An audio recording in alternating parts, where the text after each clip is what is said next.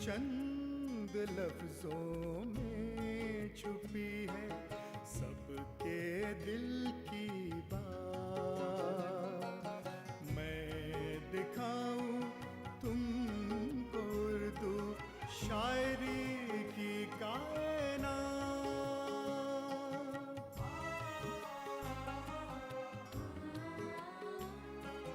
اس میں ہولی اور دیوالی، عید اور رمضان ہے.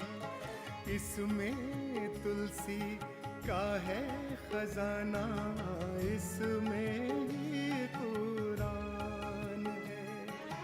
کرشن کی لیلا ہے اس میں، بانسری کی تان ہے. سب دھرموں کو ماننے والے رہتے ہیں یہاں ساتھ. میں دکھاؤں تم کو اردو شاعری کی کائنات.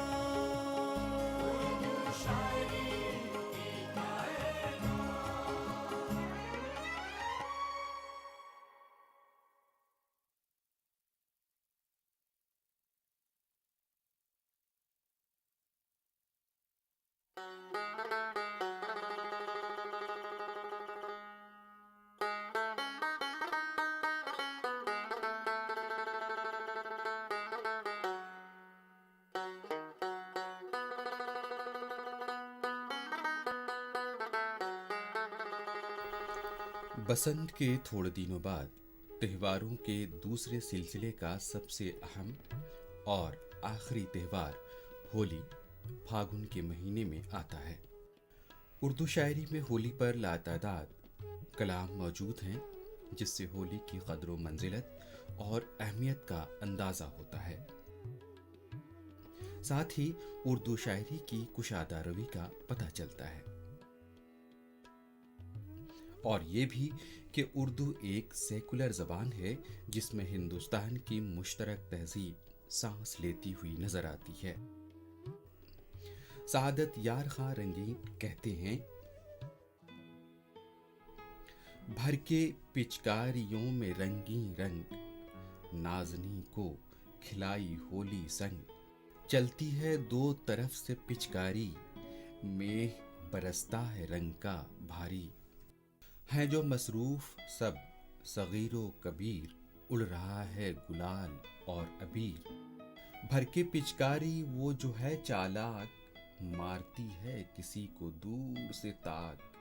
کسی نے بھر کے رنگ کا تسلا، ہاتھ سے ہے کسی کا منہ مسلا. اور مٹھی میں اپنی بھر کے گلال، ڈال کر رنگ منہ کیا ہے لال. ہولی کا تہوار ہندوستان کے مختلف علاقوں میں مختلف طریقوں سے منایا جاتا ہے.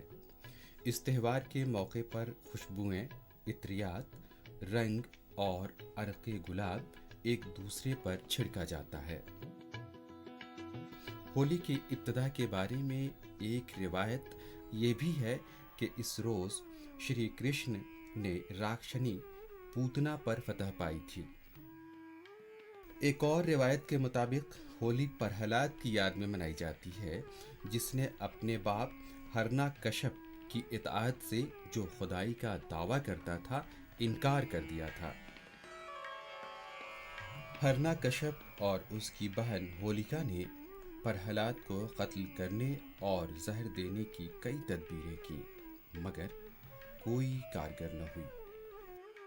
کہتے ہیں راجا یدھشٹھر کے عہد حکومت میں ہستینا پور میں ایک ہولناک وبا پھیلی اور ہزاروں آدمی مرنے لگے.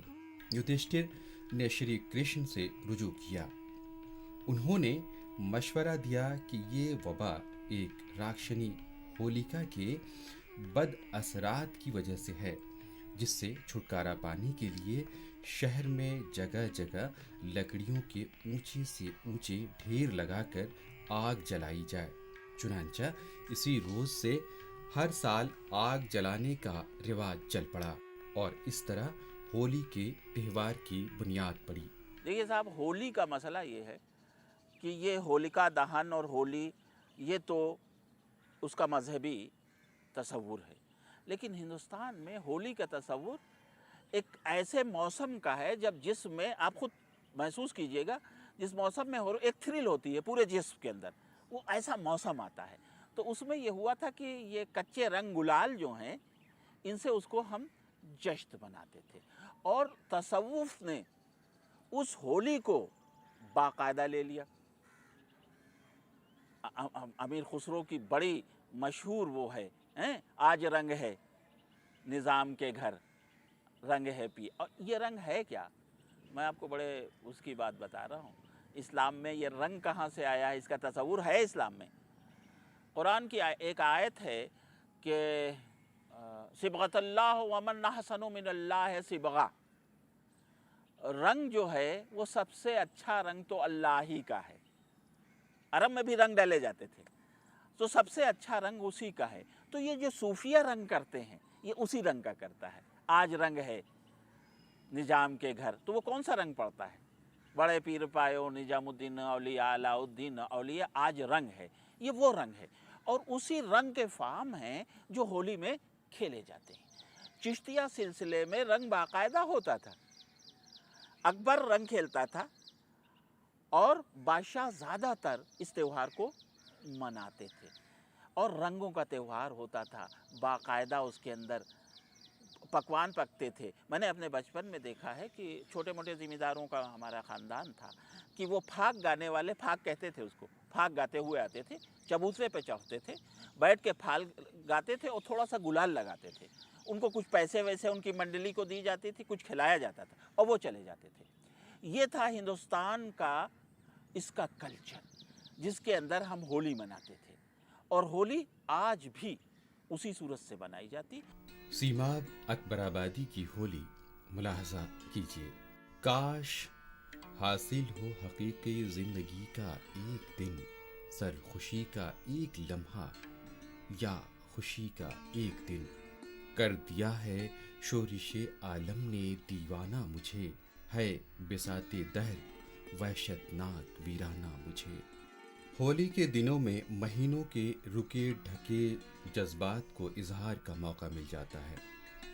امیر غریب بچے بوڑھے سب آزاد ہوتے ہیں، مرد عورتوں پر اور عورتیں مردوں پر رنگ چھڑکتی ہیں، اور اس سلسلے میں ہر قسم کی پابندیوں کو بالائے طاق رکھ دیا جاتا ہے۔ جگہ جگہ ابیر اور گلال کی بارش ہوتی ہے، اور گلی کوچے رنگ میں ڈوبے ہوئے نظر آتے ہیں۔ ہولی کا تہوار دوج سے شروع ہوتا ہے اور اگلی دوج پر ختم ہو جاتا ہے۔ آخری دن کو ہولی کا اشٹک کہتے ہیں، اور یہ تہوار کا اہم ترین دن ہے۔ اس روز جگہ جگہ جو آگ روشن کی جاتی ہے، دراصل وہ قدیم عقیدوں کے مطابق فصلوں کو بدروحوں کے اثرات سے محفوظ رکھنے کے لیے ہے۔ نذیر کی ہولی بھی دیکھتے چلیے۔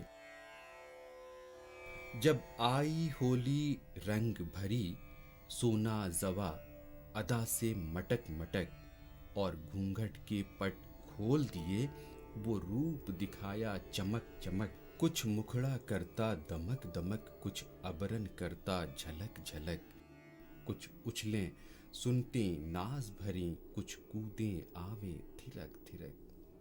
ہولی سے ایسا رنگوں کا تہوار ہے، فصل کا تہوار ہے، اس سے اگر شاعر متاثر نہیں ہوگا تو میرے خیال سے کوئی انسان ایسا نہیں ہوگا جو رنگ اچھلتے ہوں اور اس کے اوپر اس کے اندر کلبلاہٹ محسوس نہ ہو رنگ کھیلنے کی۔ اور جب رنگ کھیلنے کی کلبلاہٹ ہوتی ہے تو شاعر کیا اپنے لفظوں کے رنگ کھیلنا شروع کر دیتا ہے۔ اور میں سمجھتا ہوں کہ ہندوستان میں ہولی کے اوپر پر اگر شاعری کا ریفرنسز تلاش کیا جائے تو سب سے پہلے جہاں تک کہ میرا اندازہ ہے، مجھے جہاں تک کہ ریفرنسز یاد آتے ہیں امیر خسرو سے لے کر کے اور آج تک مختلف شعراء نے ہولی کے اوپر کلام کہا ہے۔ امیر خسرو کا اس پہ کلام ہے، بہت لوگوں نے گایا ہے۔ اس کے علاوہ نذیر اکبر آبادی کا کلام ہے، بہت ہی اکثر لوگوں نے نذیر اکبر آبادی کی اس کلام کو بہت اچھا گایا بھی ہے اور پڑھا بھی ہے. اور خاص طور سے اگر میں کہوں جیسے جب وہ ریفرنس میں جب پھاگن رنگ چھلکتے ہوں تب دیکھ بہاریں ہولی کی, جب پھاگن رنگ چھلکتے ہوں تب دیکھ بہاریں ہولی کی, پریوں کے رنگ دمکتے ہوں خم شیشے جام چھلکتے ہوں, محبوب نشے میں چھکتے ہوں تب دیکھ بہاریں ہولی.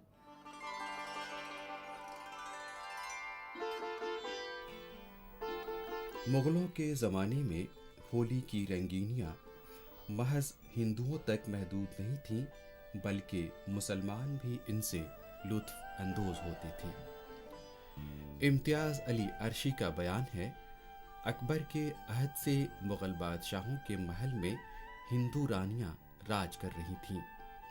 اس کا یہ اثر ہوا کہ قلعے سے مذہبی تعصب رخصت ہو گیا. شاہ عالم بھی ہندو ماں کے بیٹے تھے. ہولی, دیوالی, بسنت سب کچھ مناتے اور ان تہواروں کی تمام رسمیں برتتے تھے. ہولی کے موقع پر لکھنؤ میں ہندو آج بھی آپس میں گلے ملتے ہیں. یہ رواج بہت کچھ عید میں مسلمانوں کے معانقہ کرنے سے ملتا جلتا ہے. الفاظ گواہی دے رہے ہیں کہ ہندوؤں نے یہ نام مسلمانوں سے حاصل کیا. ہولی کے یہ رنگ بھی دیکھیے, ہر چار طرف خوش وقتی سے دف باجے رنگ اور رنگ ہوئے, کچھ دھوئیں فرحت عشرت کی, کچھ عیش خوشی کے رنگ ہوئے, دل شاد ہوئے خوشحالی سے اور عشرت کے 100 ڈھنگ ہوئے. یہ جھمکی رنگت ہولی کی جو دیکھنے والے دنگ ہوئے, محبوب پری روح بھی نکلے کچھ جھجک جھجک کچھ ٹھنک ٹھنک.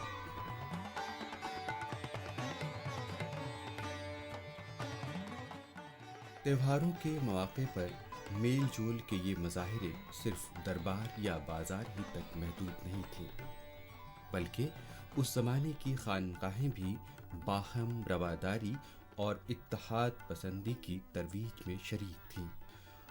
اردو کے قدیم 12 ماسوں سے یہ بات بخوبی واضح ہو جاتی ہے کہ اس زمانے کے اولیاء اور صوفیاء بعض مقامی تہواروں کی تفسیر اپنے صوفیانہ رنگ میں کرتے تھے.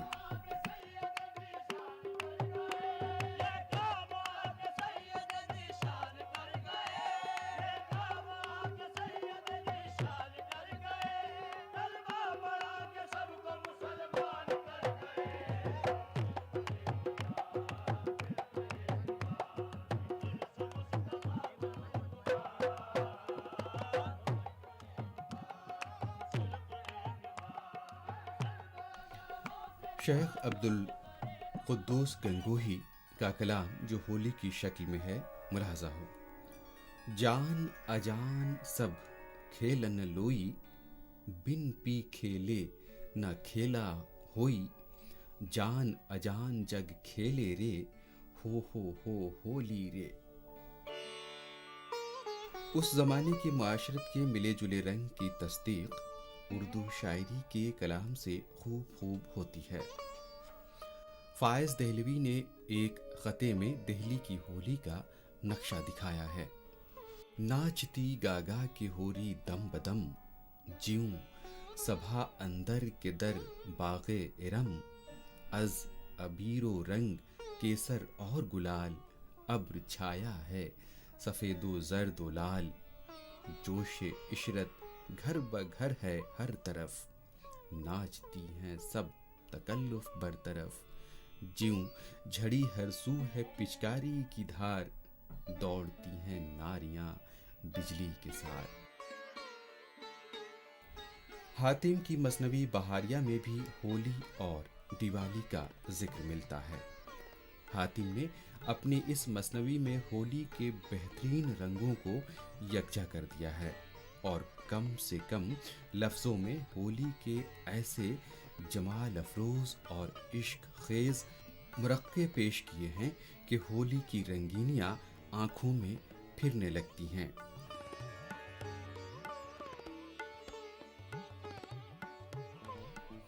मुहैया सब है अब असबाबे होली, उठो यारो भरो रंगों से झोली, गुलाल अबरक से सब भर भर के झोली, पुकारे यक पयक होली है होली, लगी पिचकारियों की मार होने, हर एक सू रंग की बौछार होने, खुले बालों में है अबरक की अफशां, कि जैसे रात को तारे हो रक्षां, कसो की जोर से चोली चुसी है, कोई झटकों की मारी अधससी है। होली का जिक्र सौदा के एक शेर में भी मिलता है।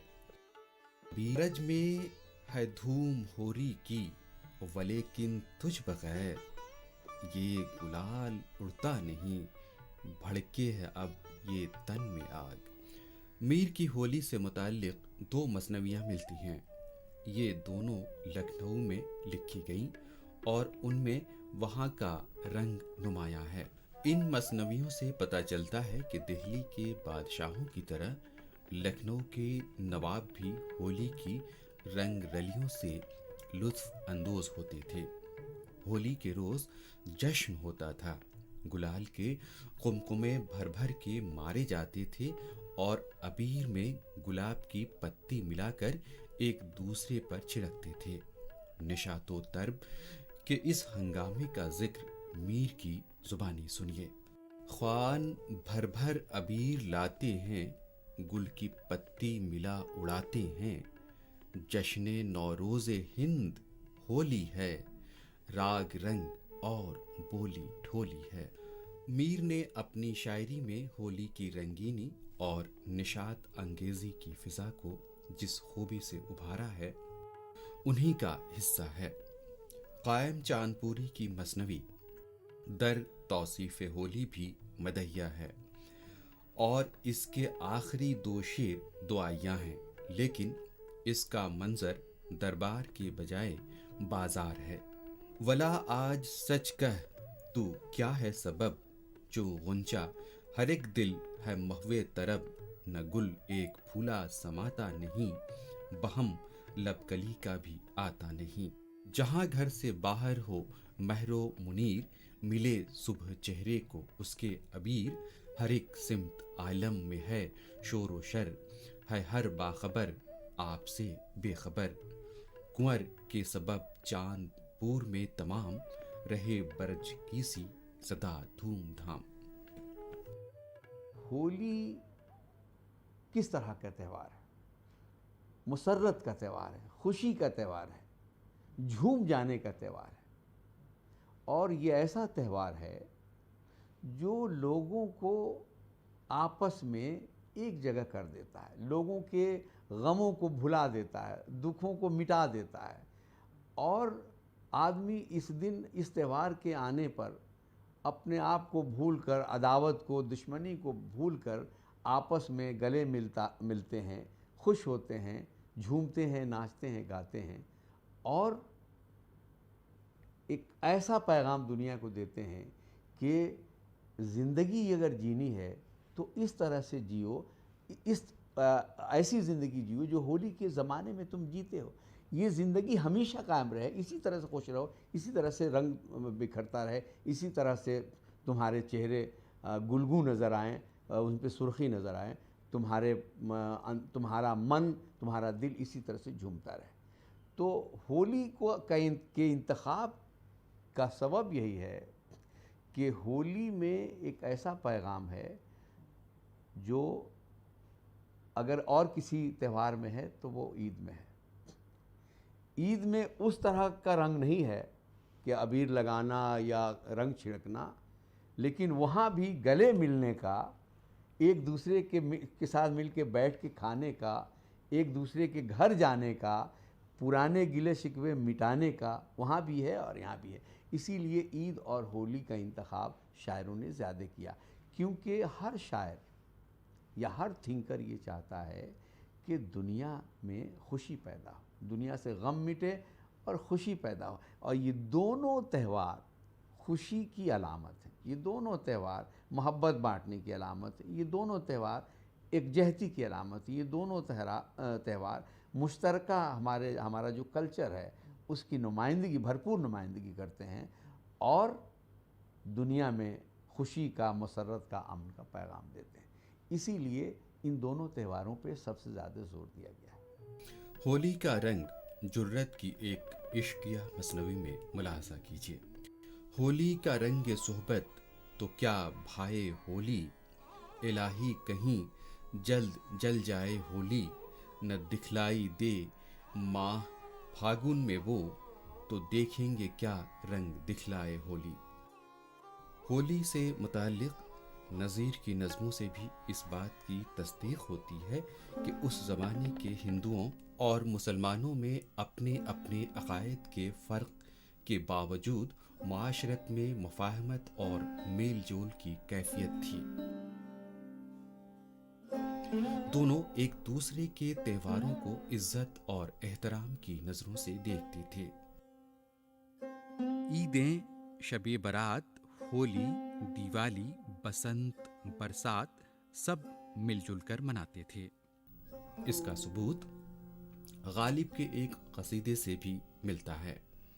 غالب لکھتے ہیں، گرچہ ہولی کے بعد ہے نوروز، لیک بیش از سے ہفتہ بعد نہیں، سو اس 21 دن میں ہولی کی جا بجا مجلسیں ہوئیں رنگیں، شہر میں کو بکو ابیر و گلال، باغ میں سو بسو گل و نسریں، شہر گویا نمونۂ گلزار، باغ گویا نگار خانہ چین، 3 تہوار اور ایسے خوب جمع ہرگز ہوئے نہ ہوں گے کہیں۔ نذیر اکبر آبادی صحیح معنوں میں عوامی شاعر تھے۔ ہولی سے متعلق نذیر کے کلیات میں 10 نظمیں موجود ہیں۔ ان نظموں پر مفصل تبصرے کی گنجائش یہاں نہیں۔ ہولی کے جشن کی سماں بندی ملاحظہ ہو۔ کچھ طبلے کھڑکے تال بجے، کچھ ڈھولک اور مردنگ بجے، کچھ جھڑپیں بین ربابوں کی، کچھ سارنگی اور چنگ بجے، کچھ تان پوروں کے جھٹکے، کچھ ڈھم ڈھمی اور مرچنگ بجے، کچھ گھنگرو چھن کے چھم چھم چھم، کچھ گیت پر آہنگ بجے، ہے ہر دم ناچنے گانے کا یہ تار بندھایا ہولی نے۔ رنگ کی یہ بہار بھی قابل دید ہے۔ ہر جاگا تھال گلابوں سے خوش رنگت کی گلکاری ہے، اور ڈھیر ابیروں کے لاگے سو عشرت کی تیاری ہے۔ ہیں راگ بہاریں دکھلاتے اور رنگ بھری پچکاری ہے، منہ سرخ سے ہیں گلنار ہوئے، تن کے سر کی سی کیاری ہے، یہ روپ جھمکتا دکھلایا، یہ رنگ دکھایا ہولی نے۔ اردو شاعری میں ہولی کا یہ رنگ بھی دیکھیے۔ یہ سیر ہولی کی ہم نے تو برج میں دیکھی، کہیں نہ ہوئے گی اس لطف کی میاں ہولی، کوئی تو ڈوبا ہے دامن سے لے کے تاج چولی، کوئی تو مرلی بجاتا ہے کہہ کنہیا جی، ہے دھوم دھام یہ بے اختیار ہولی میں۔ اسی طرح ہم دیکھتے ہیں کہ اردو شاعری میں ہولی پر بھی بہت سے ذخیرے موجود ہیں۔ سچ مچ اردو شاعری ہے جس نے مشترک رشتوں کو نبھانے میں اہم کردار ادا کیا ہے۔ منقبت اور نعت ہے اس میں، اور ہے حمد و ثنا، اس میں بھجن ہے میرا کا، سرسوتی کی وندنا، اس میں خسرو کے نغمے اور نانک کی وانی یہاں، سچ بتاؤں ان سے مل کر مسکراتی ہے حیا۔